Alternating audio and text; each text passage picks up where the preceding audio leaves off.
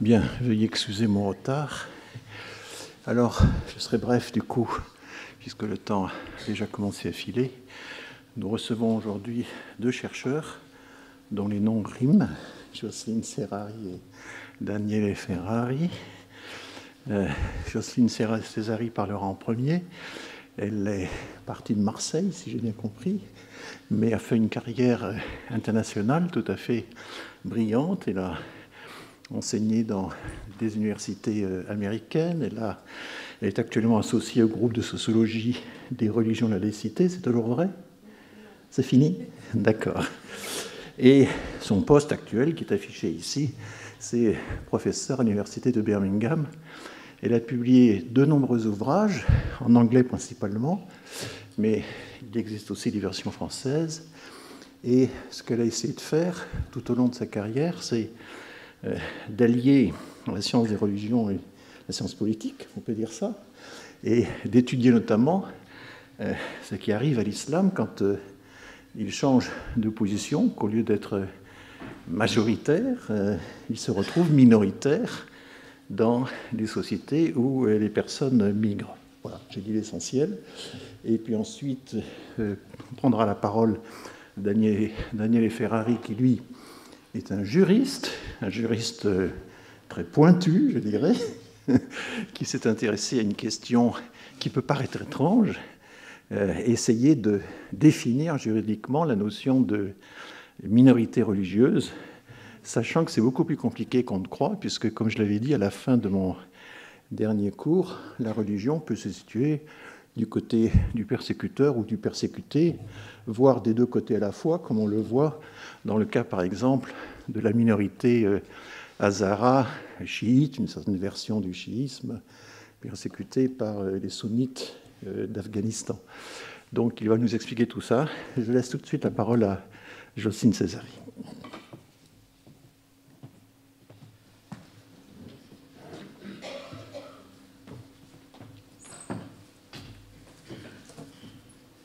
Bonjour.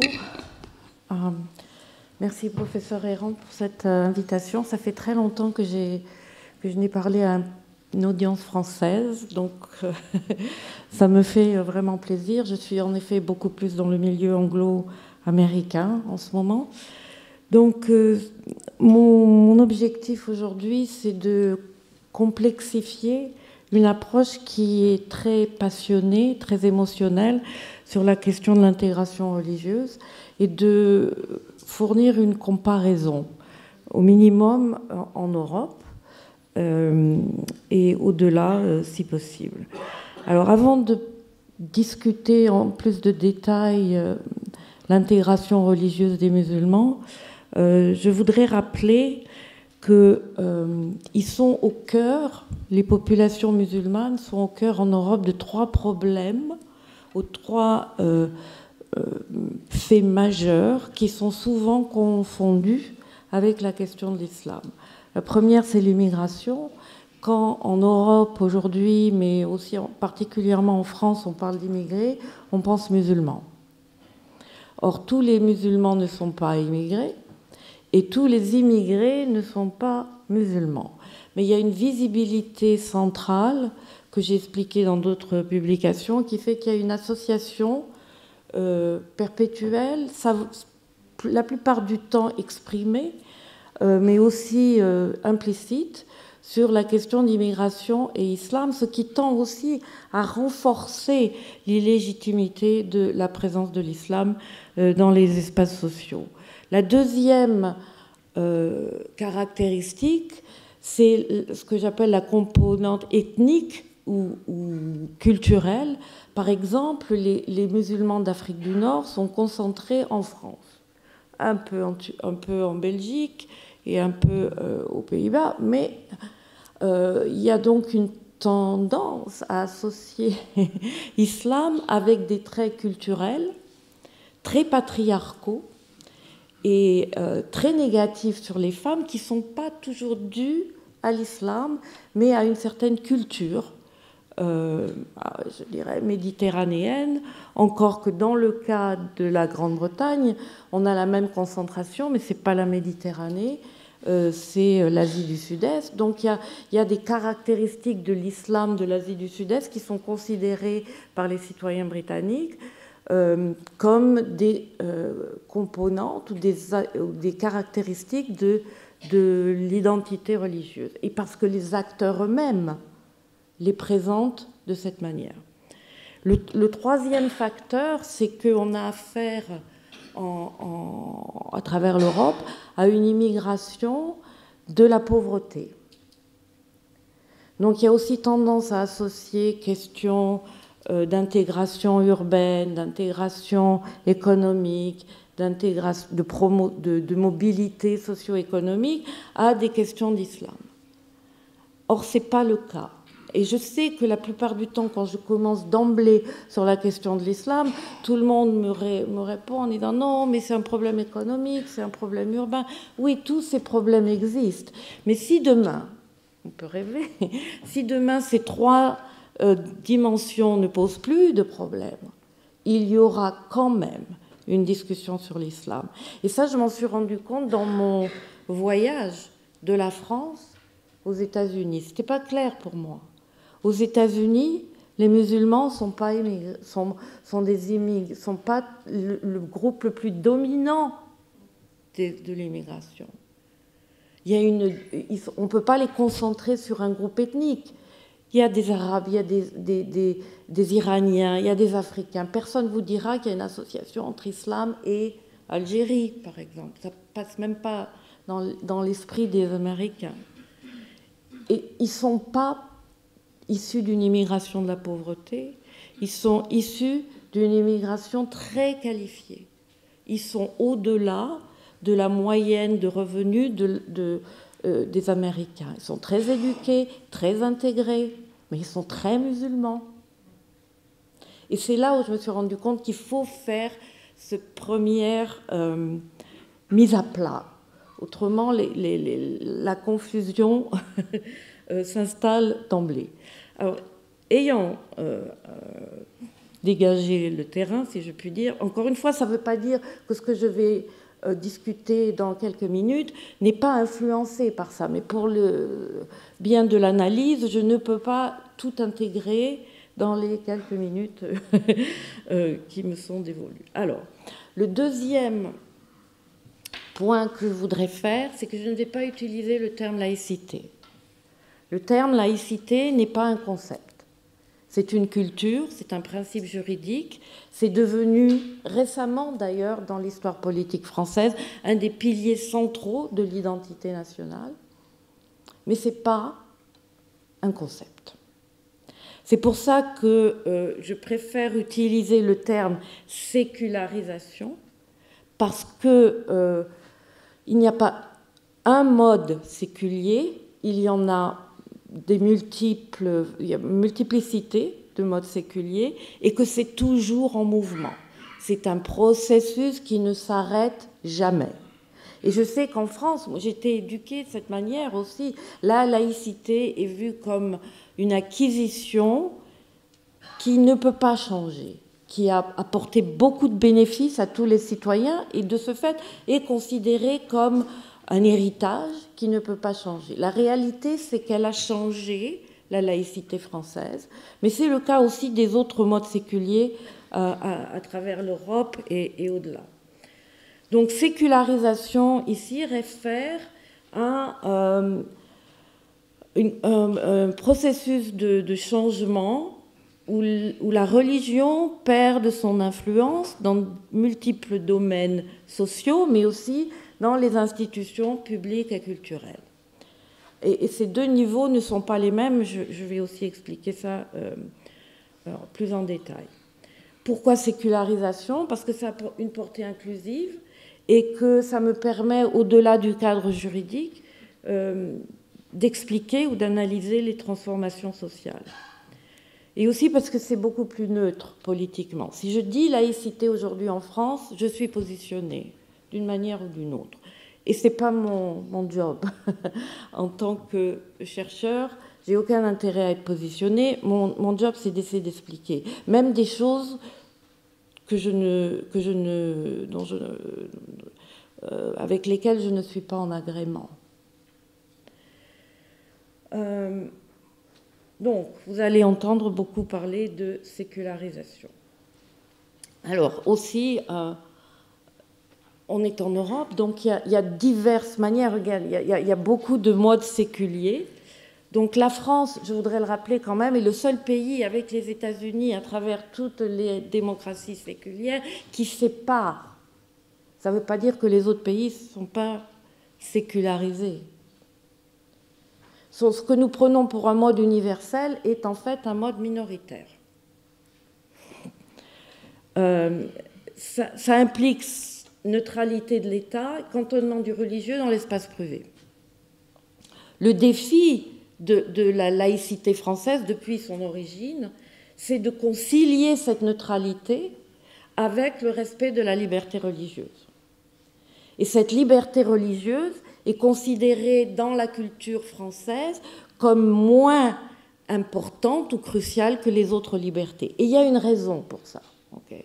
Parce que la laïcité française s'est construite dans le combat incessant contre l'Église catholique, qui non seulement occupait une énorme part de l'espace public et des institutions publiques, mais qui aussi était, pour très longtemps, pendant très longtemps, et on l'a oublié ça, était antidémocratique. Et donc l'État français, la République française, dans son projet de démocratisation, avait toujours l'Église catholique comme ennemie. Donc on pousse en dehors de toute influence, non seulement institutionnelle, mais aussi sociale. Et c'est là où la question de la liberté religieuse devient clé, parce qu'il n'y a rien dans la sécularisation qui interdit la visibilité, la légitimité sociale du religieux, mais pas en France, pour les raisons que je viens de dire.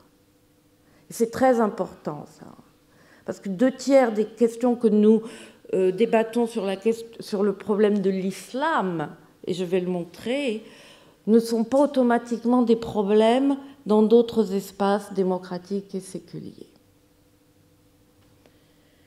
Le Royaume-Uni est un cas intéressant, c'est un pays sécularisé, mais il y a une religion d'État. Et en fait, ce qui fait la sécularisation britannique, c'est la reconnaissance, la protection par le droit de toutes les composantes, de toutes les autres populations religieuses.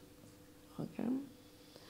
Le problème qui vient teinter, si je veux dire, la question de l'islam en Grande-Bretagne, c'est aussi la reconnaissance de la diversité ethnoculturelle que nous n'avons pas ici en France, dans le sens où les groupes religieux sont aussi définis, surtout quand ils viennent de l'immigration, par leurs caractéristiques ethnoculturelles, le langage, certaines pratiques culturelles, etc. Et donc là, c'est aussi un défi spécial.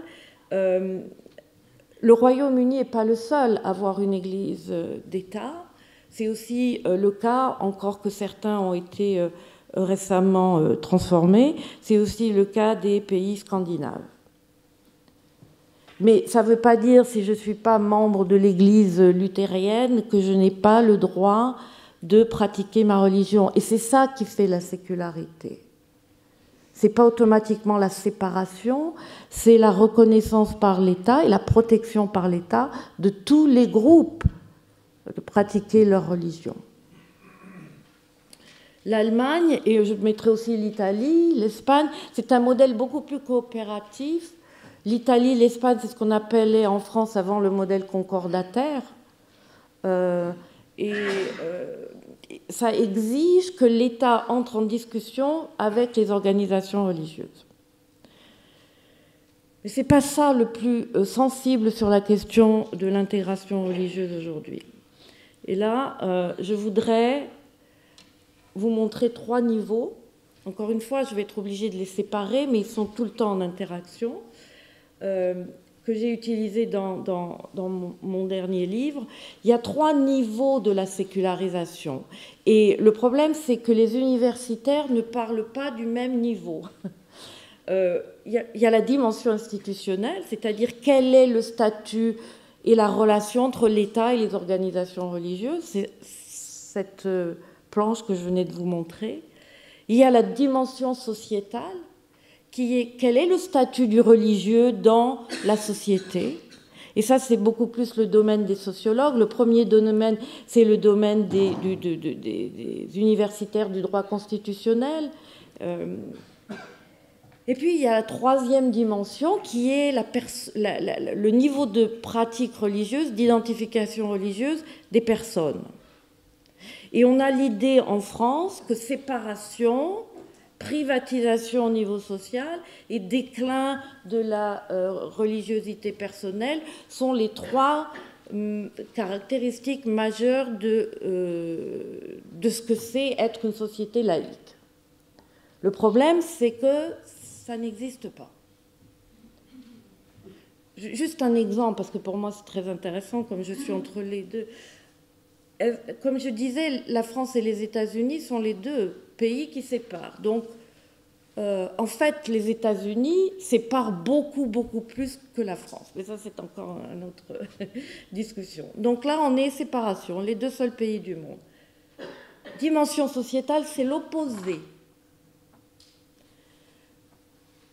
La religion aux États-Unis n'est pas toute confinée dans tous ses aspects confinés dans l'espace privé. C'est Tocqueville, se rendant aux États-Unis et remarquant que les congrégations, les communautés religieuses sont la fabrique de la société américaine. Et ça n'a pas changé. C'est pour ça que vous avez des hôpitaux qui viennent, leur histoire vient de communautés religieuses qui les ont fondées. Et elles, ces institutions culturelles, sanitaires, médicales, ne sont pas réservées uniquement aux personnes de la religion. Et c'est ça qui fait la force de la société américaine. Bon, la dimension individuelle, c'est aussi intéressant si on compare, encore que c'est en train de changer maintenant sur les 10 dernières années. Aux États-Unis, la majorité des gens se déclarent religieux, croyant en Dieu. En France, c'est l'opposé. Pourtant, les États-Unis sont un pays séculier. C'est pour ça qu'il ne faut pas dire laïque. Et je voudrais insister sur ces trois niveaux, parce qu'aucun pays ne combine ces trois niveaux de la même manière. OK. Yes. Alors, pour le besoin de cette présentation, je ne vais pas insister sur la dimension individuelle, parce que, vous le savez, il y a beaucoup de sondages et d'enquêtes qui montrent qu'à travers l'Europe, quand les Allemands, les Britanniques ou les Français sont questionnés sur la question du religieux, ils disent qu'ils ne croient pas, que Dieu n'a pas d'importance dans leur vie. Les musulmans sont les seuls pour qui ça a encore beaucoup d'importance. C'est très intéressant pour moi, encore une fois, venant des États-Unis, quand la même question est posée, les musulmans ne sont pas sont pas au sommet de la statistique. C'est les mormons qui sont au sommet de la statistique. Mais beaucoup d'Américains vous diront que la religion, c'est important pour eux. C'est pour ça qu'ils ne voient pas dans la présence de l'islam dans l'espace public, ils n'ont pas la même anxiété, si je puis dire, ou ça ne dénote pas de la même manière. Tout le monde va pratiquer du religieux. On ne peut pas faire de politique, même si on est un mécréant, sans se rattacher à une tradition religieuse, d'une manière ou d'une autre. Ça vous donne de la légitimité sociale. Alors je dis ça ici à l'audience française, mais quand je le dis à une audience américaine, ils sont très choqués. Le général de Gaulle était très pratiquant, catholique pratiquant. Personne ne s'en rendait compte. Quand il était dans sa fonction de président, et il y a beaucoup de fonctions qui se passent dans des églises, il ne prenait jamais la communion. Parce qu'il était le président de tous les Français. Quand je dis ça aux Américains, ils ne comprennent pas. Mais non, ça renforce sa légitimité en tant qu'acteur politique. Il est vertueux, il est moral. Et donc là, vous voyez bien qu'on est sur des dimensions qui ne sont pas que le principe juridique. Alors, je vais maintenant essayer de vous montrer que sur ces 3 niveaux, ou plutôt les 2, je ne vais pas aller au niveau personnel, mais sur la dimension institutionnelle et la dimension sociétale, c'est la dimension sociétale sur laquelle je vais passer le plus de temps, qui est le vrai problème de la question de l'islam dans les espaces religieux. Bon, la dimension institutionnelle, vous la connaissez. En France, elle a fait lieu de multiples épisodes juridico-politiques.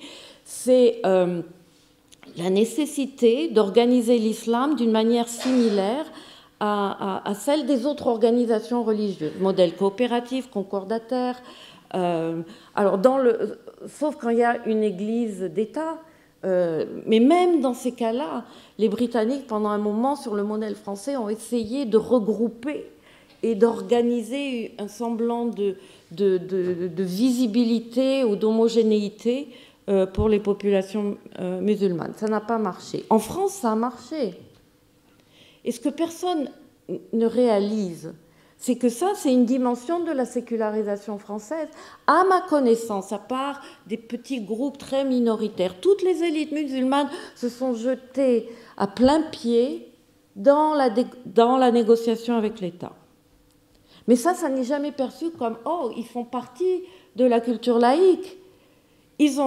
En fait, quand Napoléon, au temps du Concordat, parce qu'il n'y avait pas encore de séparation, va pousser les communautés juives à s'organiser, il y aura beaucoup plus de résistance à l'époque de la part des rabbins que Sarkozy, qui était à l'époque ministre de l'Intérieur, n'en a eu de la part des élites musulmanes. Donc ça, c'est une dimension d'intégration qui passe inaperçue. Et c'est très, très intéressant pour moi de voir que la plupart des élites musulmanes, et je parle des élites musulmanes, et je ne parle même pas de la population, n'ont aucun problème avec un État séculier. En fait, la majorité sont beaucoup plus, je dirais, libres, se sentent beaucoup plus libres d'être religieux que dans les conditions des pays musulmans d'où ils viennent, où pratiquer la religion n'est pas automatiquement un signe de religiosité personnelle, mais un marqueur social qu'il faut faire. Je veux dire, si pendant le mois de Ramadan, vous voulez manger, vous pouvez, mais il ne faut pas le faire en public, par exemple. Si vous voulez consommer de l'alcool, et beaucoup en consomment, vous n'allez pas vous promener avec une bouteille de vodka sous le bras ou de vin rouge sous l'autre bras. Non. Mais vous pouvez. Donc, et donc, du coup, cette espèce de contrainte sur la religiosité personnelle, même si on n'est pas convaincu que c'est la bonne manière d'être, est libérée. Ça n'existe plus dans le contexte français, par exemple.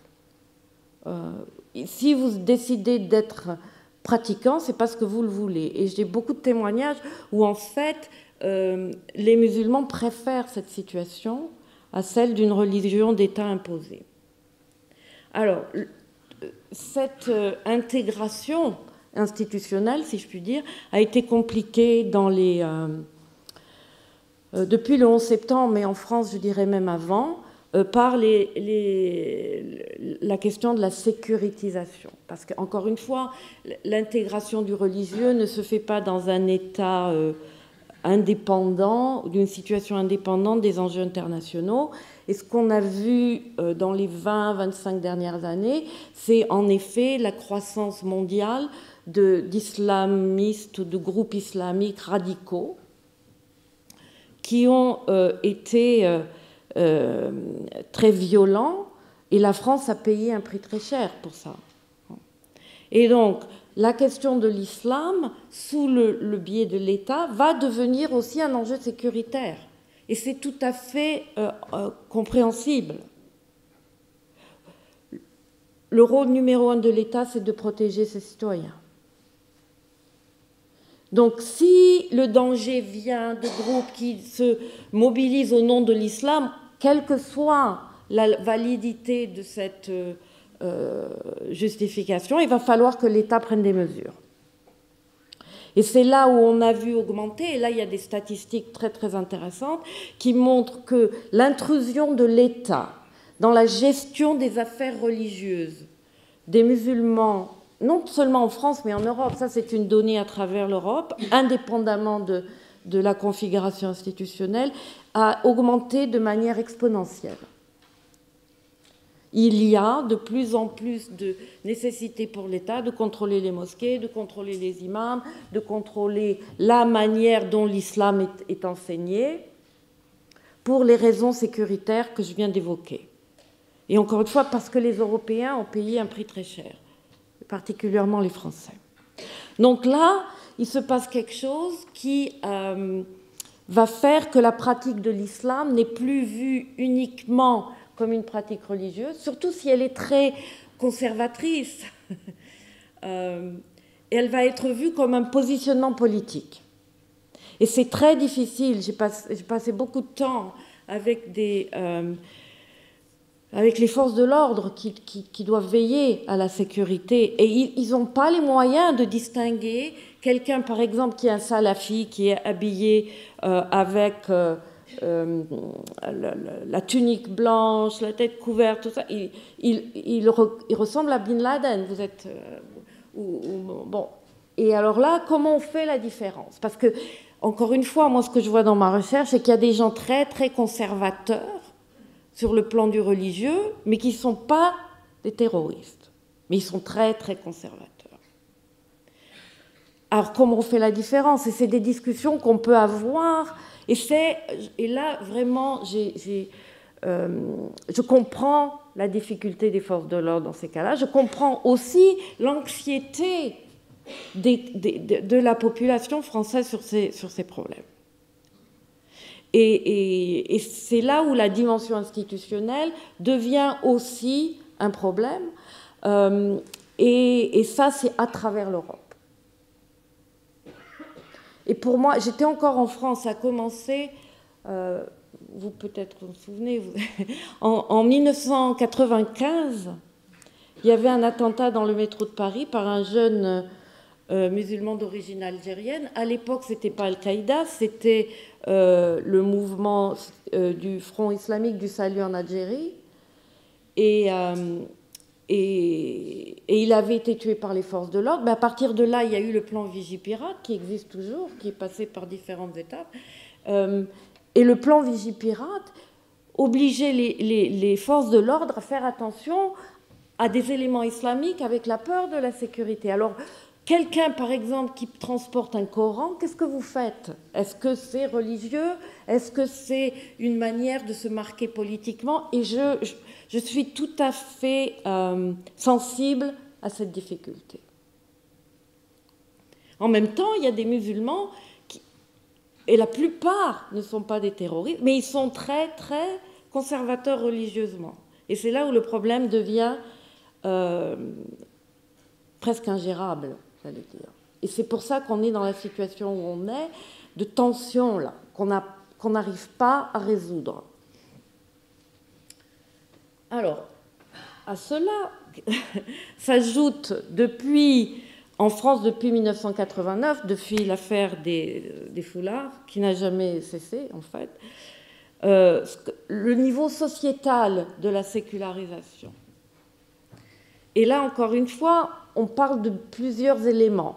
Et ces trois éléments sont très passionnels pour les Français. Parce qu'encore une fois, la démocratie française s'est construite sur ces principes, qui consistaient, comme on dit, à repousser l'infâme, c'est-à-dire à pousser l'Église catholique en dehors de l'espace public. La première, c'est que les discours et les demandes dans l'espace public ne peuvent pas être exprimés avec du langage religieux. Et ça, c'est vrai à travers toute l'Europe. Or, la plupart du temps, on a des autorités religieuses en Europe venant du Maroc, de l'Afrique du Nord, du Pakistan, et qui n'ont pas la culture locale. Dont la première mode d'expression avec l'entourage, c'est d'utiliser un langage religieux. Parce que c'est la manière dont ça marche dans les pays à majorité musulmane, mais ça ne marche pas en Europe.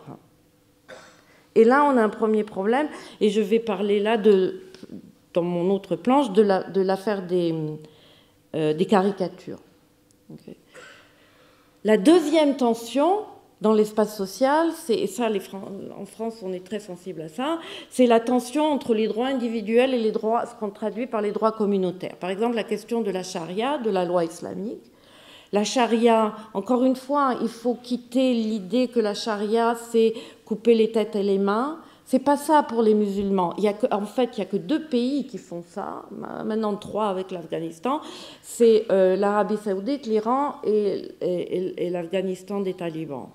La majorité des pays musulmans n'appliquent pas le droit pénal islamique. En revanche, il y a de la charia dans tous les États musulmans au niveau de la loi civile. Il n'y a pas de mariage séculier dans la plupart de ces sociétés. Quand vous vous mariez non pas à l'église, mais vous vous mariez même devant un tribunal, parce que le mariage islamique est un contrat, ce n'est pas un acte sacré qui ne peut jamais être défait, c'est un contrat, et certaines autorités religieuses de l'islam, pour épicer un peu la discussion, c'est nous, avec le droit des contrats, on est bon pour le mariage islamique. Pourquoi en faire toute une histoire, Donc, mais c'est très important pour les musulmans, puisque, comme on l'a vu, ils sont très attachés à la religion.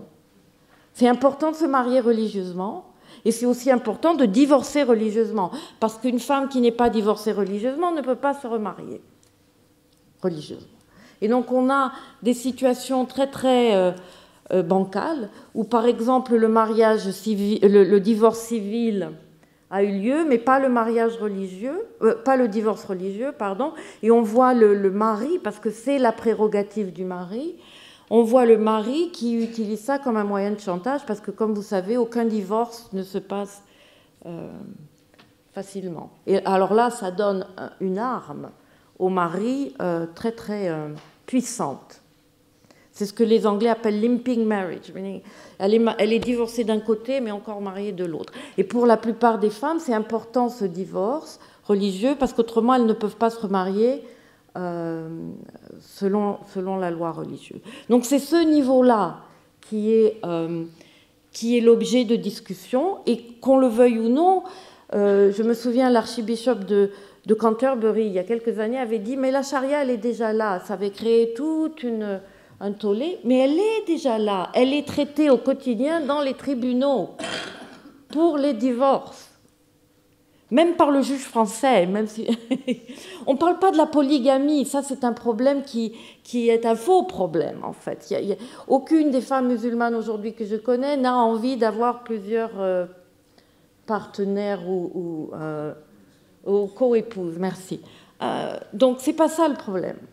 Le problème, c'est la question du divorce, et c'est la question de la capacité des juges à comprendre la situation. Et c'est là où certains hommes musulmans vont jouer sur la patriarchie et pas sur l'islam. Si vous êtes un juge, et c'est un cas qui s'est passé, je ne sais plus dans quel pays, le père avait tué sa fille, ce qu'on appelle les crimes d'honneur.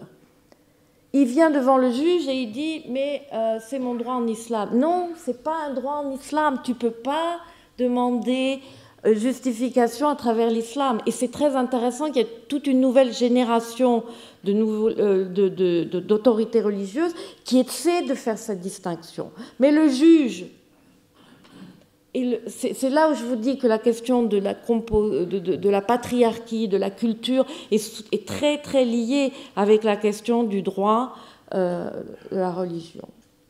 Et c'est ces situations-là qui créent énormément de tensions, non seulement dans la société française, mais à travers l'Europe.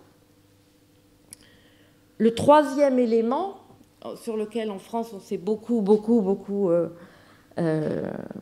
focalisé, c'est ce que j'appelle la corporalité du religieux. dans la plupart des religions, c'était même le cas du catholicisme avant la sécularisation, les pratiques sont corporelles. Elles ne sont pas que mentales ou spirituelles. La pureté, par exemple, c'est pas un concept abstrait. C'est quelque chose qu'il faut respecter dans son corps. C'est pour ça qu'avant de prier, on fait les ablutions. Et la modestie, qui d'ailleurs n'est pas une obligation seulement de la femme, mais aussi de l'homme en islam, exige une certaine manière de se vêtir. Bon, et c'est là où nous avons eu et continuons à avoir beaucoup de discussions. Parce qu'il y a aussi l'idée, et ça c'était très présent quand je suis partie, c'est devenu encore pire, c'est l'idée que les jeunes femmes musulmanes sont aliénées. Elles choisissent le foulard, dans 80-90% des cas. Et alors c'est encore plus vrai aux États-Unis où elles sont très éduquées. Par exemple, je connais, c'est une de mes amies, elle est dans l'équivalent, le niveau d'un État de la Cour fédérale, elle siège avec son foulard. Et puis, personne l'idée de lui dire, mais tu es une aliénée. Elle a le diplôme de droit de Harvard. Et ça n'a posé aucun problème.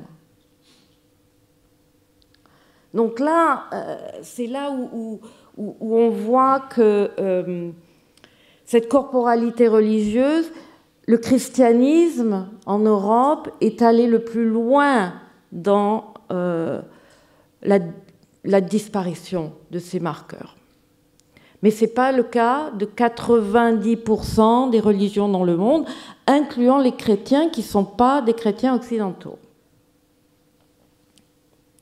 Et ça aussi, ça crée un problème.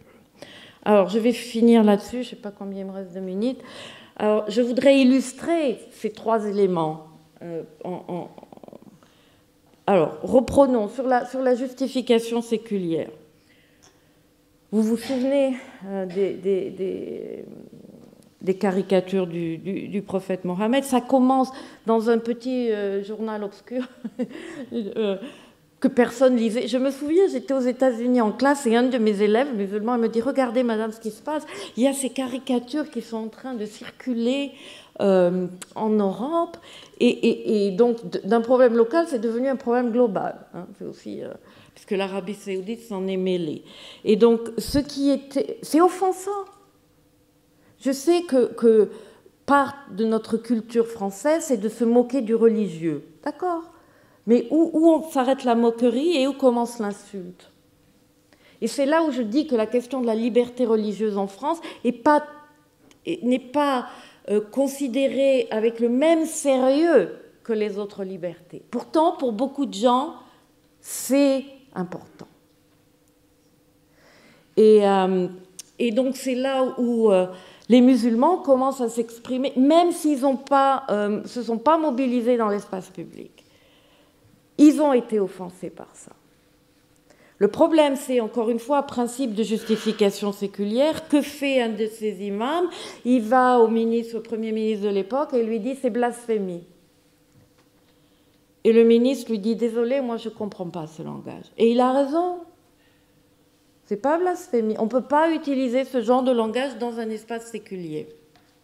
En revanche, en Europe, on a des lois, d'ailleurs que les Américains ne comprennent pas, qui limitent la liberté d'expression pour le respect contre le racisme, la négation de l'Holocauste.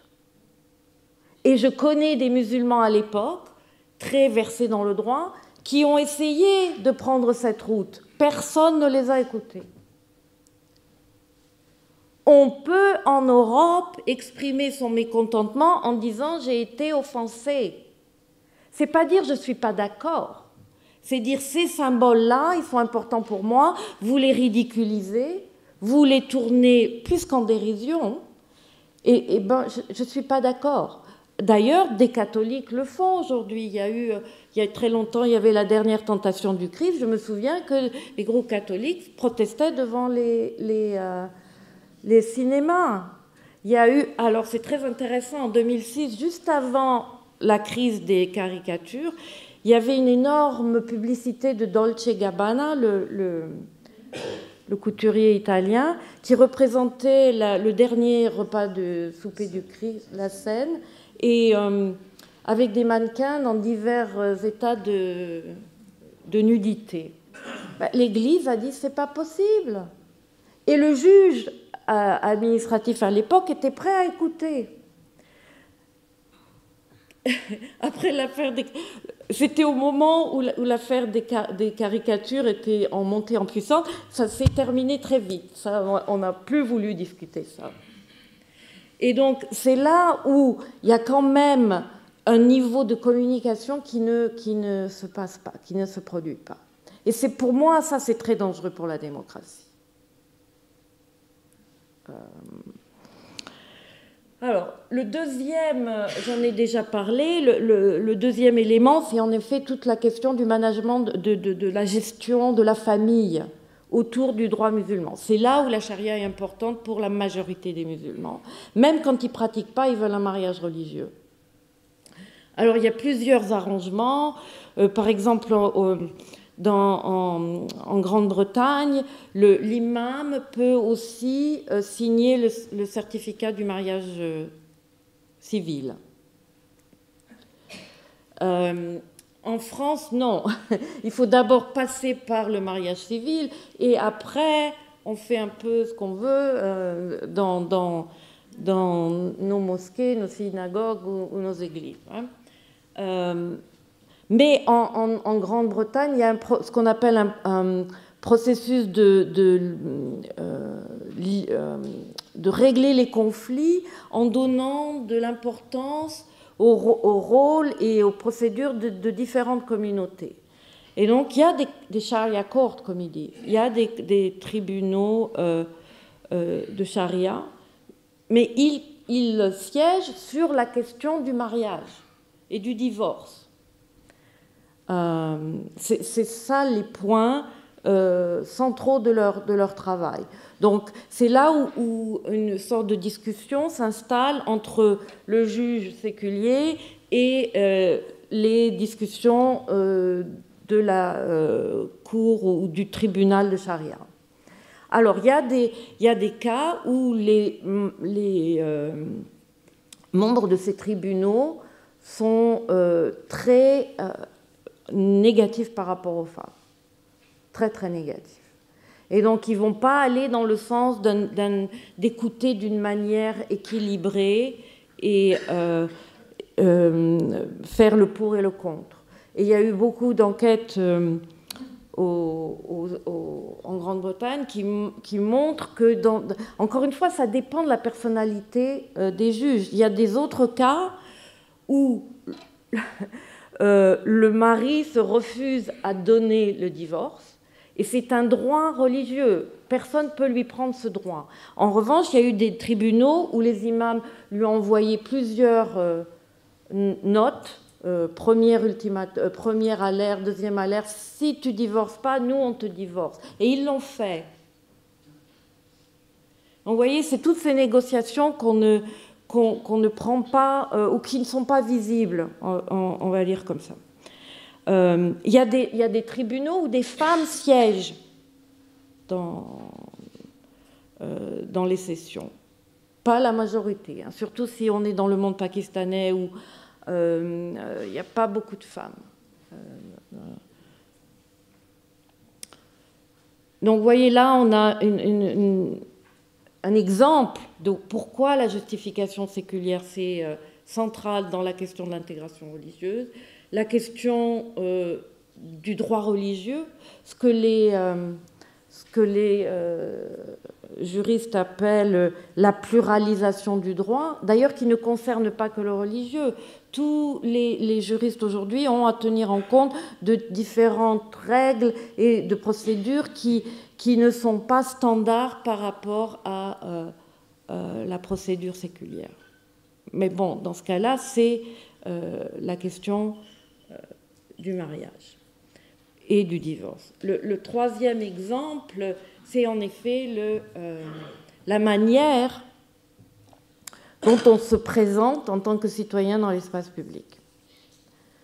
Et là, je dirais que c'est en France que les problèmes sont les plus intenses. Bon, là, j'ai mis en photo, vous avez tous suivi le Burkini. Le juge il y avait des municipalités où on interdisait les femmes de se baigner dans cette tenue, mais même le juge a dit, c'est ça la liberté religieuse. Est-ce que cette jeune femme impose sur l'autre baigneur de se présenter comme ça? Est-ce qu'elle transporte une arme? Ça, c'est des points à prendre en compte, je suis d'accord. Mais si elle se baigne comme ça, quel est le problème? En France, on a un problème avec ça. On n'a pas de problème avec ça. Après avoir passé 25 ans aux États-Unis, il n'y a aucun problème avec comment on se présente avec des signes religieux dans l'espace public. En Angleterre non plus. Le problème est devenu, encore une fois, à cause de l'enjeu sécuritaire, le niqab, ce qu'on appelle le voile intégral, parce que, en effet, il peut être associé avec des actes violents. Il peut aussi cacher des actes inciviques. Et là c'est tout à fait compréhensible. Et à travers l'Europe, il y a eu des lois pour limiter le port du voile intégral. Mais par exemple, cette situation du burkini ne s'est pas posée en Europe. Elle ne se pose qu'en France. Elle s'est posée?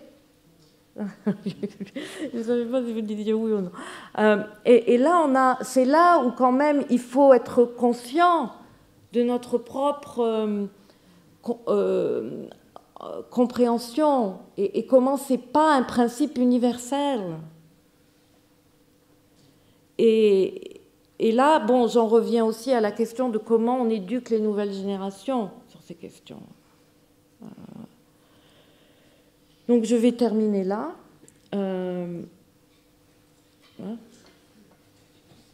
Donc je voudrais juste terminer ici en mettant l'alerte sur quelque chose que le religieux...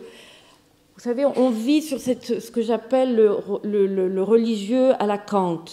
C'est-à-dire, le religieux, c'est d'abord, on a pensé, on a réfléchi, et après on prend des décisions pour se conduire de cette manière ou de cette manière. Tous les sociologues et les psychologues vous diront que ce n'est pas ça la religion. La religion, c'est d'abord comment on est socialisé dans une famille. Et on apprend des histoires, on apprend qu'il y a les bons et les méchants, tout le monde.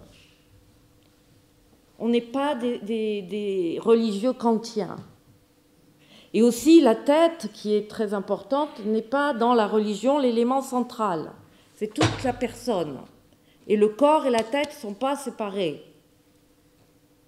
Et donc ça, pourquoi j'insiste là-dessus? Parce que c'est 90% de la manière dont les gens vivent leur religion, en dehors des espaces, je vais dire, séculiers européens et particulièrement laïcs. Et que si on est angoissé par ça, c'est plus révélateur de notre identité que de l'identité des personnes en question. Avec toutes les bémols que j'ai mis, que j'ai posés le long du chemin, de cette présentation. Donc, parce que le religieux, c'est collectif, c'est public, et ça ne peut pas être limité à l'espace privé.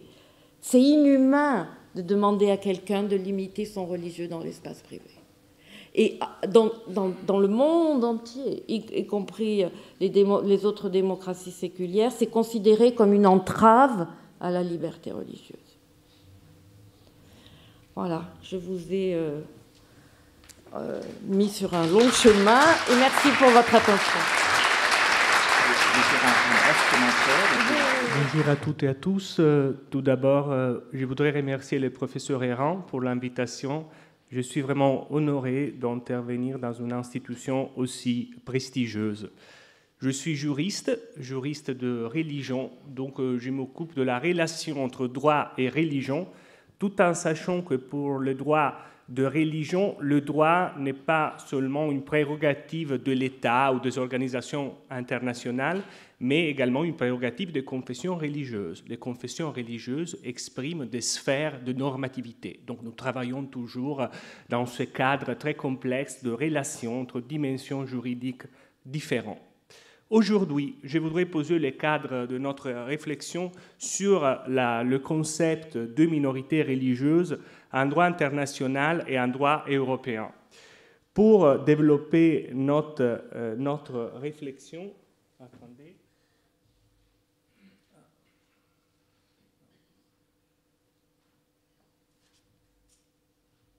J'arrive pas à faire bouger le... Pour développer notre réflexion aujourd'hui, tout d'abord, je voudrais vous expliquer, vous illustrer ma méthodologie de recherche.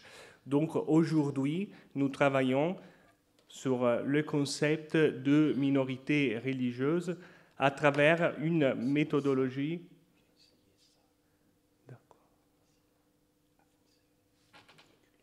D'accord. À travers une méthodologie de construction. Donc la minorité religieuse, on doit l'imaginer comme une construction juridique que nous sommes en train de bâtir, comme un chantier en fait. À partir de cette idée de la construction, tout d'abord, je voudrais vous illustrer la genèse historique de cette catégorie de minorité religieuse pour analyser après le développement et la transformation de la catégorie juridique de minorité religieuse pour poser à la fin des questions de réflexion que, selon moi, sont très importantes pour comprendre l'importance de la protection juridique de minorités religieuses. En fait, pour ce qui concerne la méthodologie, je dois citer la réflexion, je dois faire référence à la réflexion de 3 juristes.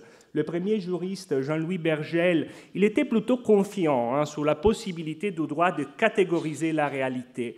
Pour Bergel, le droit est marqué par le phénomène humain sont marqués par une superdiversité, mais le droit peut repérer des éléments en commun pour construire ces catégories. Donc nous, face à la superdiversité des phénomènes des minorités religieuses dans le monde, nous pouvons chercher ces points de contact pour essayer de bâtir, de construire notre catégorie juridique. Par exemple, la religion comme un élément de connexion entre les différentes manifestations de religions minoritaires dans le monde.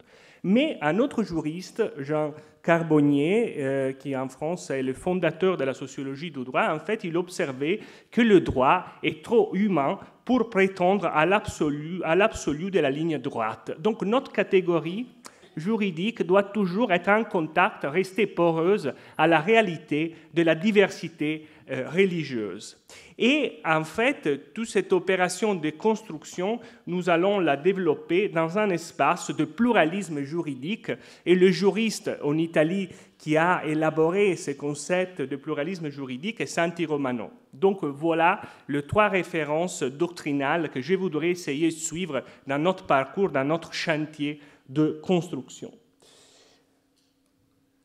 L'espace de notre construction, c'est un espace qui est marqué, traversé par le pluralisme juridique, donc droit des Nations Unies, droit de l'Union européenne, droit du Conseil de l'Europe, droits nationaux, donc différentes sphères de normativité, et la relation entre ces sphères de normativité est parfois une relation de synergie, parfois de compétition, et dans des cas plus problématiques de conflit.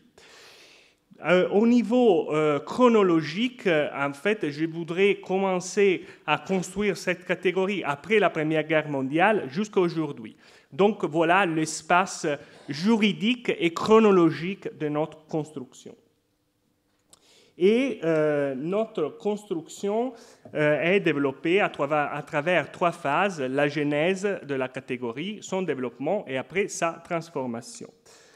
On passe tout de suite à la genèse historique, donc on part des fondations de cette catégorie de minorités religieuses. Pourquoi, après la Première Guerre mondiale, le droit international décide de fabriquer ce concept de minorité religieuse, où nous pouvons repérer la raison de cette construction. Mais la raison très pragmatique, c'est qu'après la Première Guerre mondiale, il y a des changements de territoire. Et les changements de territoire dans les conditions de paix mondiale vont en fait produire de nouvelles minorités. Dans cette connexion entre territoire et religion, nous pouvons lire l'histoire de la discipline du phénomène religieux en Europe. Effectivement, au moins à partir de la paix d'Habsbourg en 1555, les princes décident la religion des sujets. Donc voilà, à travers le très réputé principe en latin « cuius regio eius religio », où il y a un territoire, il y a une religion. Donc, où il y a une nation, il y a une religion. Mais alors, quand le territoire va changer, la religion va changer. Et alors, après la Première Guerre mondiale, changement de territoire. Donc, la Turquie, par exemple, transfère de territoire à la Grèce. Dans ce transfert de territoire, il y a aussi des transferts des populations. Et la population qui était majoritaire en Turquie, parce qu'elle appartenait à la majorité musulmane, devient minoritaire dans un nouveau écosystème religieux, ceux de la Grèce, où la majorité, en fait, est chrétienne orthodoxe. Donc là, nous pouvons repérer, vous voyez, ces phénomènes de production historique de minorités. Mais c'est intéressant aussi d'observer que la construction de la minorité religieuse va déconstruire la relation traditionnelle entre la religion et le territoire, mais va déconstruire aussi la manière traditionnelle de construire la nation. En effet, dans ce contexte de reconfiguration territoriale, nous avons des sujets dans la même nation qui partagent la même nationalité, mais pas forcément la même religion. La religion devient un élément de distinction entre minorité et majorité. Troisième élément, comme a observé Hannah Arendt, la minorité religieuse après la Première Guerre mondiale devient une institution. Est institutionnalisée par le droit international, est institutionnalisée par la Société des Nations. La Société des Nations est l'organisation internationale qui doit garder des conditions de paix entre les États. Et parmi les conditions de paix, les critères pour garder cette paix, cet équilibre après la guerre, il y a la protection des minorités religieuses. Pourquoi ? Parce que institutionnaliser en droit international la minorité religieuse veut dire faire en sorte que la minorité ne soit pas utilisée comme prétexte pour déclarer de nouvelles guerres. Donc vous avez un modèle de société qui est marqué par la domination de la majorité sur la minorité, et dans cette relation majorité-minorité, nous retrouvons un axe historique de construction de la minorité religieuse. À partir de là, donc, vous voyez, de ce contexte, de ce ligne de construction, nous passons à voir les textes juridiques. En droit, en fait, on travaille toujours sur les textes, donc sur les dispositions juridiques. Après, sur l'interprétation, donc on peut avoir une disposition et plusieurs normes, plusieurs interprétations, et après encore sur l'application du droit à la réalité. Donc là, on est dans le texte.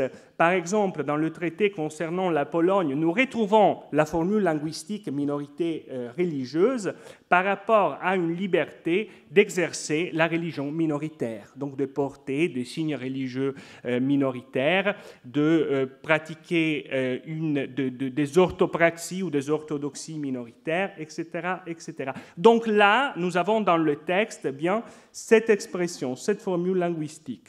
Mais si nous passons au texte d'un autre traité, le traité de Lausanne de 1923, là, il y a la relation entre la majorité et la minorité qui ressortent. En fait, la minorité est construite en tant que catégorie juridique en fonction de la relation avec la majorité. Si en Turquie, la majorité est une majorité musulmane, tous les groupes qui ne professent pas la religion musulmane sont minoritaires, donc de la minorité non musulmane. Vous pouvez retrouver le même modèle de construction dans la Constitution italienne. La Constitution italienne, à l'article 8, alinéa 2, parle de confessions religieuses différentes de la catholique. Donc vous voyez, relation majorité-minorité, critères de construction de notre catégorie.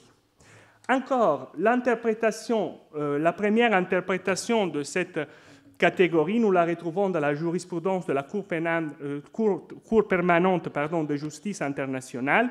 Là, pour moi, c'est intéressant de repérer ces éléments du sentiment de solidarité. La religion ne suffit pas comme élément pour établir la minorité, la dimension minoritaire d'un groupe, mais cette relation religieuse doit être marquée par en fait, la solidarité. Et donc, vous comprenez, c'est hyper compliqué, très complexe pour le droit, aller détecter cette solidarité, finalement. Ça correspond à quoi, cette solidarité religieuse? Après, nous avons l'application à la réalité. À partir d'un certain moment, la Société des Nations décide de reconnaître un droit de pétition aux minorités. Donc, dans des pays où les minorités sont victimes des violations de leurs droits, les minorités peuvent en fait faire remonter l'affaire jusqu'à la Société des Nations à travers des pétitions. Mais encore une fois, la condition d'admissibilité de la pétition, c'est la fidélité de la minorité à la majorité. La minorité doit rester toujours fidèle à la majorité et donc rédiger ces pétitions sans violence de langage et sans la finalité d'une rupture de liens politiques avec la majorité.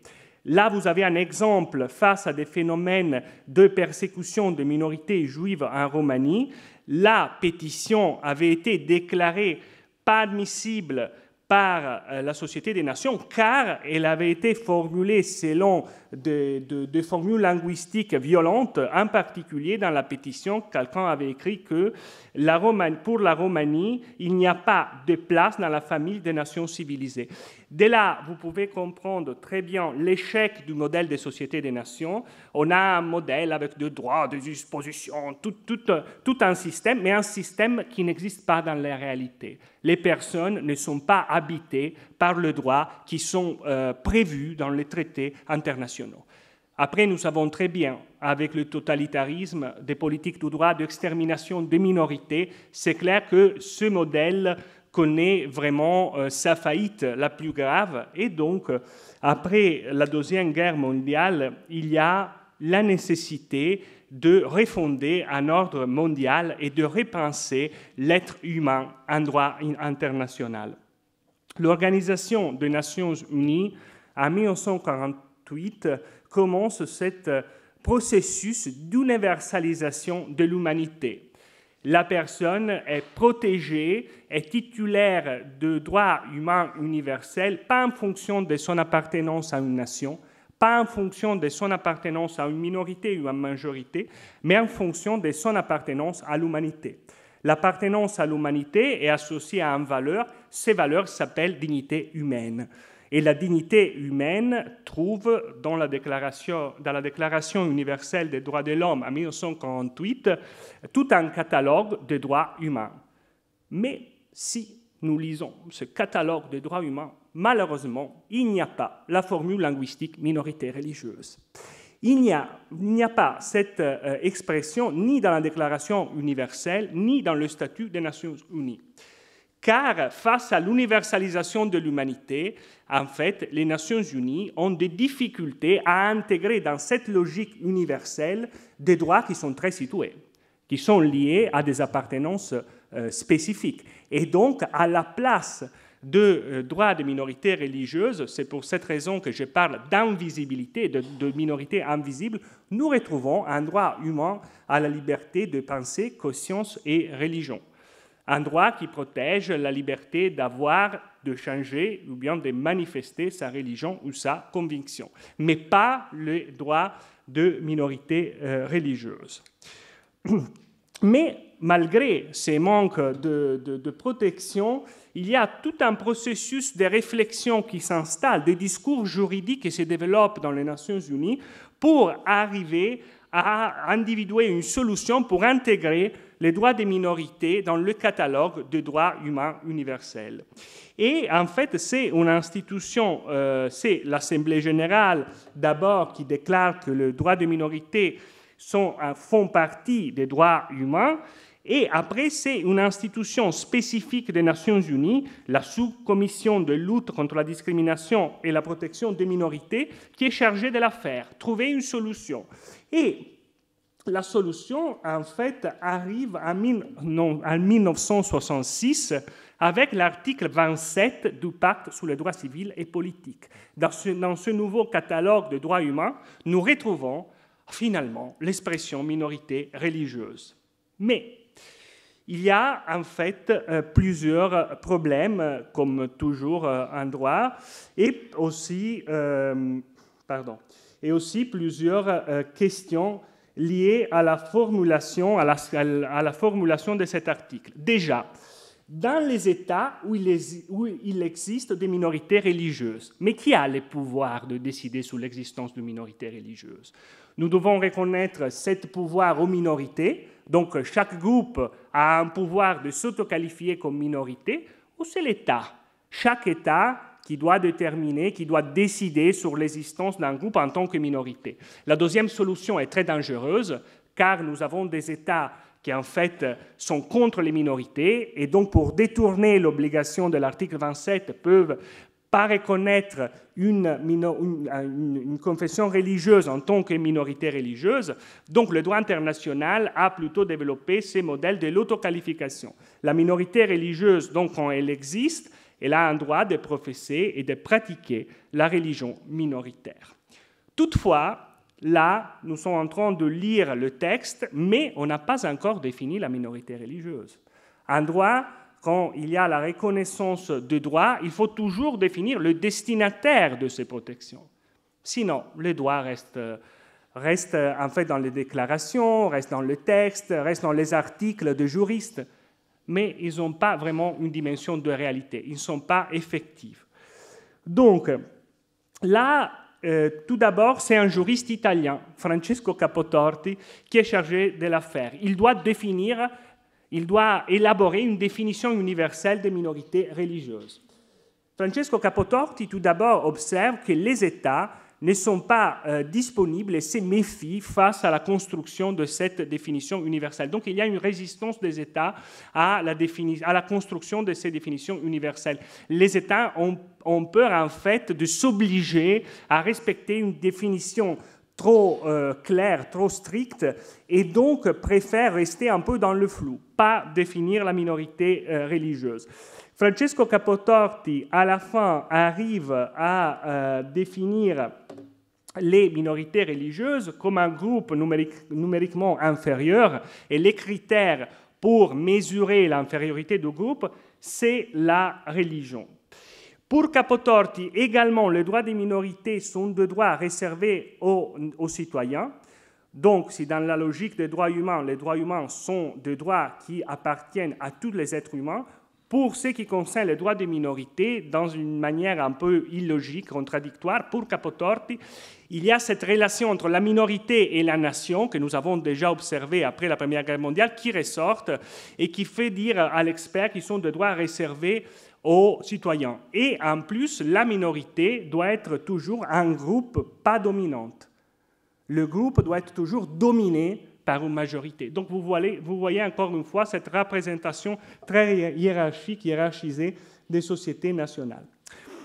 La définition de Capotorti n'est pas retenue, les États ne sont pas d'accord. Et il y a un autre expert qui arrive en 1985, c'est un juriste canadien, Jules Deschamps, et lui, en fait, il est désespéré. Au début de son étude, il observe que les minorités religieuses sont comme un caméléon qui change leur couleur en fonction de l'endroit. Il dit, bon, il y a une variabilité énorme dans ce phénomène de minorité religieuse. Moi, je n'arrive pas à retenir des éléments pour construire cette définition universelle. Ça part dans tous les sens. Et en fait, lui, à un moment donné, notre juriste s'abandonne à la littérature. Donc nous trouvons une situation très recherchée dans son étude. Il dit, comme le disait un poète il n'y a pas si longtemps, « Les nuits naît un jour de l'uniformité ». C'est peut-être la raison pour laquelle des minorités naissent, pour pimenter les menus de la vie. Pourtant, après une ou deux dégustations, on commence à se poser des questions. Finalement, il n'y a pas de définition satisfaisante, j'ai failli dire recette, pour aller à l'extrême. N'y aurait-il pas même des majorités opprimées par des minorités actives et dominantes?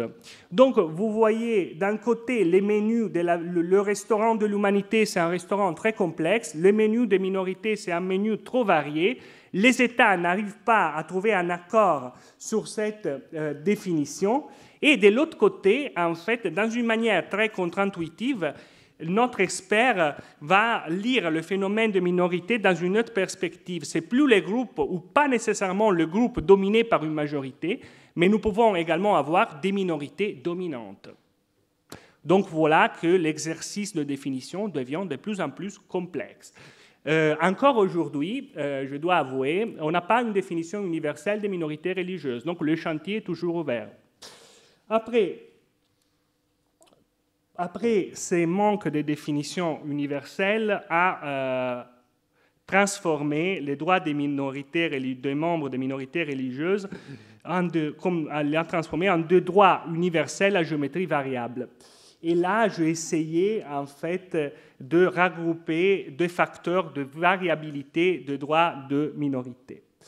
Premier facteur, c'est la résistance des États. Effectivement, la France a refusé de ratifier l'article 27 du pacte sur le droit civil et politique, tout en soulignant que l'indivisibilité religieuse de la République passe par un écosystème juridique laïque où les institutions de l'État sont neutres face aux phénomènes religieux, où il y a un principe de séparation entre les églises et l'État. La liberté des consciences, à la lumière de l'article 1 de la loi de 1905, est protégée, et même l'égalité religieuse entre les citoyens. Donc cet écosystème juridique ne peut pas poser des distinctions entre les personnes fondées sur la religion, même quand il s'agit de droits des minorités religieuses, et donc ce système refuse complètement d'intégrer parmi ses sources, parmi ses règles, la catégorie de minorité religieuse. Donc résistance d'un État, facteur de variabilité, parce qu'en France, on ne retrouve pas cette catégorie juridique. Deuxième élément, c'est un manque d'effectivité de la protection. C'est-à-dire que, vu qu'il n'y a pas une définition universelle de minorité religieuse, chaque État est en train de produire ou bien reproduire ces politiques du droit. Nous avons des politiques du droit très discriminatoires et très persécutrices dans certains pays. Dans des autres, on a encore des modèles où l'Église, la religion traditionnelle majoritaire est le critère de construction de la relation entre droit et religion. Mais de toute manière, cette hostilité des États a produit une situation générale dans laquelle les droits des minorités religieuses ne sont pas vraiment protégés. Et également, si nous regardons la jurisprudence du Comité des droits de l'homme, le Comité des droits de l'homme, c'est une institution des Nations Unies qui a une compétence à recevoir de communication dans des cas de violation des droits qui sont protégés dans le pacte sur les droits civils et politiques. Ce comité a appliqué l'article 27 concernant des communications des minorités religieuses seulement 5 fois en 2024. En particulier, parmi les cas que le Comité des droits de l'homme est en train de décider, on a 2 communications qui ont été en fait déposées par des représentants des mouvements religieux de Fethullah Gülen. Vous savez que Fethullah Gülen a été accusé en Turquie d'être le responsable de la tentative de coup d'État militaire en 2016. Il a en fait fui aux États-Unis, où il a obtenu le statut de réfugié. Il vient de décéder, mais tous les membres de son mouvement en Turquie sont aujourd'hui très persécutés. 2 autres communications ont regardé la minorité des témoins de Jéhovah en Russie. Effectivement, à partir de 2017, la Cour suprême de Russie a déclaré extrémistes les centres administratifs de témoins de Jéhovah et a interdit toutes les activités religieuses de cette minorité sur le territoire de la Fédération. Donc, vous voyez que l'échantillon est très limité et surtout, les 2 pays qui sont envisagés comme pays qui ne respectent pas les droits des minorités religieuses sont la Turquie et la Russie. Là, vous avez une autre représentation, en fait, de cette jurisprudence très rare. Après, vu que les États n'ont pas en fait une disponibilité à s'engager dans la protection des droits des minorités religieuses, à un moment donné, les Nations Unies ont décidé d'aller plutôt vers un modèle non contraignant. Donc, si les pactes sur les droits civils et politiques posaient des obligations aux États, donc les États ont l'obligation, si on ratifié, exécuter les pactes, de respecter ces droits, les déclarations restent plutôt dans la dans la moralité, dans des obligations morales, éthiques, mais ils ne produisent pas en fait des effets juridiques obligatoires. Donc en 1992, nous avons eu cette nouvelle déclaration de droits des personnes appartenant à des minorités nationales ou ethniques, religieuses et linguistiques, mais là c'est encore une fois le modèle qui devient plus souple face en fait, à la résistance des États à protéger vraiment le droit des minorités religieuses. Et de plus en plus, cette variabilité de la catégorie a été aussi marquée par la nomination d'un expert en matière de minorités religieuses. Donc on va vers un modèle de spécialisation institutionnelle. À Genève, nous avons un juriste qui est spécialisé dans le droit des minorités, il fait que ça. Il fait des voyages dans les pays pour tester le niveau de protection des droits des minorités. Il rédige des études et des rapports chaque année pour mesurer le niveau de protection de ce droit dans le monde. Et donc ça, c'est un signal, encore une fois, d'une universalisation que de plus en plus glisse vers la spécialisation du droit. Donc une catégorie, si vous voulez, si on rentre dans notre chantier, une catégorie qui est de plus en plus spécialisée. Et après aussi l'hétérogénéité de catégories dans le droit européen. Si nous lisons les sources du droit du Conseil de l'Europe, l'article 14 de la Convention européenne, on n'a pas la formule linguistique minorité religieuse. Là, on parle plutôt des minorités nationales. L'Union européenne parle à l'article 2 du traité sur l'Union européenne de minorité, mais il ne spécifie pas la caractéristique qui minore le groupe. Et de la même manière, dans la Charte des droits fondamentaux de l'Union européenne, à l'article 21, on a ce concept de minorité nationale. Donc vous voyez, il y a une variabilité linguistique, et là on doit comprendre à quelles conditions nous pouvons établir une superposition entre la minorité religieuse et la minorité nationale. À quelles conditions une minorité religieuse peut être considérée également une minorité nationale. La transformation. Là, on est un peu plus dans une dynamique de transformation de cette catégorie selon, en fait, 6 trajectoires de transformation. Première trajectoire, la déconstruction de la religion. De plus en plus, les Nations Unies parlent des minorités de religion ou des convictions. Pourquoi ? Parce que quand la liberté religieuse devient, en 1948, un droit universel, il faut trouver une interprétation de la religion capable d'ouvrir la religion à tous les points de vue moral, religieux, athée de l'humanité. Il faut déconstruire la religion en tant qu'objet de la liberté religieuse pour la rendre universelle. Et donc, la déconstruction de la religion, ça veut dire que la liberté d'avoir ou pratiquer une religion ne correspond pas à une théologie spécifique, ne correspond pas à une pratique religieuse spécifique, mais protège au même niveau des athées, des agnostiques, des catholiques, ou par exemple des pastafariens qui aiment bien se promener dans la rue avec une passoire sur la tête. Là, on est dans un contexte d'égalité et de déconstruction totale de la religion. On a parlé de sécularisation.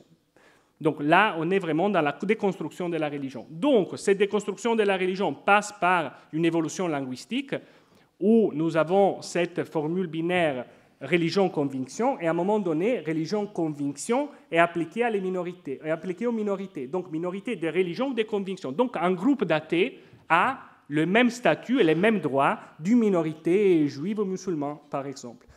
L'Italie a réagi à cette définition inclusive de la minorité, et le gouvernement italien, pas l'actuel, a refusé en fait de négocier un accord avec une association d'athées disant « vous n'êtes pas une confession religieuse ». Même si, dans le droit italien, il n'y a pas une définition de minorité religieuse.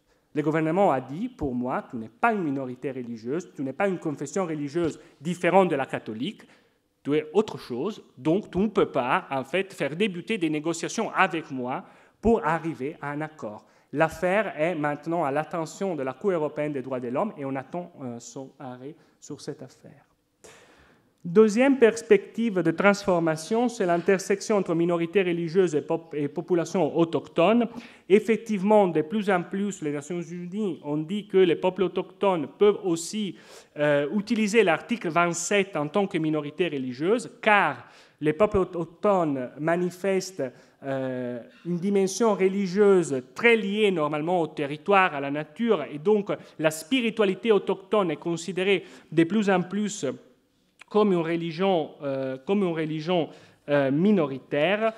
Là, l'exemple, c'est un exemple intéressant d'applicabilité des droits des minorités religieuses aux peuples autochtones, c'est l'exemple de la communauté indigène Maya qui habite au Guatemala, qui est victime d'exploitation de son territoire, qui sont menées par des sociétés hydroélectriques qui sont en train de détruire en fait les fleuves et les territoires qui sont habités par ces populations pour construire en fait des centrales de production de l'énergie électrique. Donc il y a tout un conflit face à ces politiques de destruction de l'environnement et cette population a invoqué l'article 27 parmi les droits qui sont violés dans cette situation.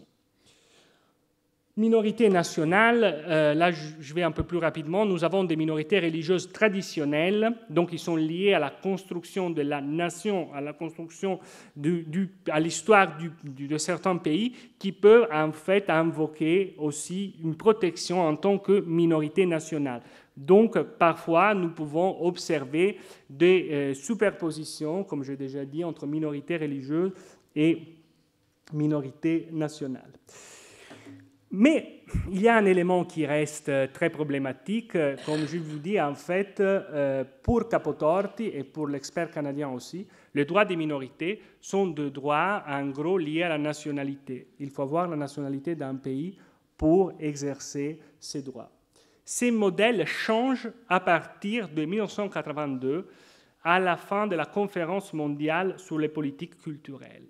À la fin de cette conférence, un professeur italien qui s'appelle Francesco Margiotta Broglio arrive à glisser 2 ou 3 petits mots dans le rapport final. Les mots sont très importants dans ce rapport car il arrive à convaincre l'Assemblée d'insérer dans ce rapport final cette expression « minorité provenant des migrations ».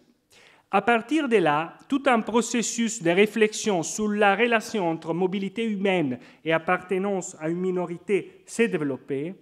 Et effectivement, ces processus de travail sur la migration comme moteur des minorités, comme phénomène qui va produire des minorités, a abouti dans 2 perspectives. La première concerne les minorités apatrides. Nous avons plusieurs minorités, plusieurs personnes dans le monde qui ont perdu leur nationalité en raison de leur appartenance à une minorité religieuse. C'est le cas, par exemple, de la minorité Rohingya en Birmanie. Donc, quand nous considérons la protection des droits des minorités religieuses, nous devons toujours regarder aussi les lois sur la nationalité. Donc, vous voyez le rapport entre nation et minorité qui revient. Il revient dans le biais de mesures discriminatoires et de persécution. Mais surtout, la perspective de la persécution. Effectivement, dans la perspective de la Convention de Genève, une religion minoritaire peut être à l'origine d'un risque bien fondé, d'une crainte bien fondée de subir une persécution. La persécution, c'est une violation grave des droits humains et nous avons effectivement dans le monde plusieurs minorités religieuses qui sont persécutées. Par le biais des persécutions, en fait, nous pouvons travailler encore une fois sur notre construction et observer l'existence de minorités religieuses sur place. Nous avons parfois des demandeurs d'asile qui proviennent, par exemple, de l'Iran. En Iran, les demandeurs d'asile appartiennent à la majorité musulmane chiite. Ils arrivent en France et ils décident de se convertir au protestantisme. Donc, la conversion va changer l'appartenance de cette personne d'une majorité dans le pays d'origine à une minorité dans le pays d'accueil, mais également va produire un risque de persécution, car en Iran, en fait, la conversion à une autre religion est punie comme un délit, il s'agit du délit d'apostasie. Donc vous voyez ce jeu de miroirs, ces migrations qui vont déplacer les frontières entre majorité et minorité, dans cet exemple de la conversion religieuse. Autre élément, nous avons parfois dans les persécutions religieuses des minorités dans les majorités. Par exemple, au Pakistan, nous avons la minorité musulmane Ahmadi qui est très persécutée par la majorité sunnite. Donc nous avons normalement une image un peu monolithique de l'islam, mais là nous pouvons vraiment observer cette minorité dans la majorité qui est victime de persécutions. Nous avons des dispositions du code pénal pakistanais contre les membres de la minorité Ahmadi. Ou sinon, nous pouvons avoir, dans le trajectoire de la persécution, des minorités qui deviennent majorité, et c'est le cas de la conversion forcée. Donc, des membres de minorités religieuses qui sont forcés à se convertir à la religion majoritaire. Donc, vous voyez, encore une fois, notre jeu de miroir et notre construction qui devient de plus en plus complexe. Je vais terminer avec la dernière perspective, que c'est celle de minorités sexuelles. Le premier juriste à associer le mot minorité au mot sexualité a été Jean-Fernand Laurent en 1988, parlant des personnes gays, lesbiennes, bisexuelles et transsexuelles. Pour Laurent, donc, il y avait une majorité hétérosexuelle et une minorité sexuelle, donc, qui correspondait aux personnes LGBT. Les femmes lesbiennes, les hommes gays et les personnes bisexuelles. À partir de là, cette association minorité-sexualité s'est développée par l'idée de l'intersectionnalité. En fait, même la minorité religieuse n'est pas un monolithe. On ne peut pas penser à l'identité humaine comme une identité polarisée seulement sur une caractéristique. Chacun de nous est un mosaïque d'éléments qui vont composer notre identité. Et c'est dans cette complexité que nous devons retracer aujourd'hui la protection des minorités religieuses, dans le cas, par exemple, des personnes LGBT ou des femmes appartenant à une minorité. Car peut-être, si j'appartiens à une minorité religieuse et en plus je suis une femme ou je suis homosexuel, peut-être j'ai un risque de persécution qui est différent par rapport à une personne hétérosexuelle qui appartient à une minorité ou à une personne homosexuelle qui n'appartient pas à une minorité. Donc l'idée, c'est qu'il y a des caractéristiques de l'identité qui peuvent interagir entre eux et produire des super-discriminations. Donc la personne est discriminée au même moment parce qu'elle appartient à une minorité et elle est homosexuelle, par exemple. Donc vous voyez, encore une fois, jeu de miroir et surtout, face à cette catégorie de l'intersectionnalité, je voudrais vous suggérer une exposition qu'il y a eu à l'Institut du monde arabe, à Bibi, les révolutions de l'amour. Dans ces catalogues, vous pouvez un peu repérer des tableaux où des artistes LGBT qui ont vécu la diaspora à partir des pays arabo-musulmans ont représenté cette idée de l'intersection entre identité sexuelle pas hétéronormée et religion. Donc, je pense que pour avoir une représentation un peu plus visuelle des choses que je suis en train de dire, ce catalogue peut être intéressant. Et donc, voilà la minorité intersectionnelle, donc plusieurs caractéristiques minoritaires, la nationalité, l'ethnie, l'origine culturelle, la langue, la religion, comme dans le cas d'un demandeur d'asile ou d'un migrant syrien, par exemple. Je termine. Conclusion. Donc, de plus en plus, les minorités sont interprétées en droit international comme des victimes. Le droit construit et naturalise la minorité en tant que victime de discrimination ou de persécution. Là, vous avez tout un débat très complexe entre juristes, sociologues, anthropologues sur la possibilité de diviser l'humanité en deux parties, une humanité vulnérable et une humanité invulnérable. L'autre élément, l'autre question concerne un droit à l'universalité qui est devenu de plus en plus un droit à la superdiversité. Effectivement, cet élément de l'appartenance à l'humanité, de l'appartenance même à une minorité, est de plus en plus traversé par cette complexité de caractéristiques qui marquent, qui performent l'identité humaine, mais peut-être la superdiversité, c'est un élément de l'universalité. Car cette superdiversité, en fait, c'est un élément universel. Chacun de nous appartient dans une manière différente à l'humanité. Dernière question, si aujourd'hui, face à des phénomènes comme la sécularisation, la crise des pratiques religieuse, la crise de vocation. Nous pouvons parler d'anciennes majorités qui sont devenues deux minorités. Là, l'exemple est une réflexion de Benoît XVI. Benoît XVI disait que l'Église catholique doit se comprendre comme une minorité créative qui a un héritage de valeurs qui ne sont pas des choses du passé, mais qui sont une réalité très vivante et actuelle. Donc vous voyez, en fait, le chef d'orchestre de l'Église catholique qui arrive à dire « Nous sommes une minorité créative dans une société qui doit être réorientée, et c'est à nous, en tant que minorité créative, pas des majorités dominantes, de réorienter ces sociétés. » Je vous remercie beaucoup.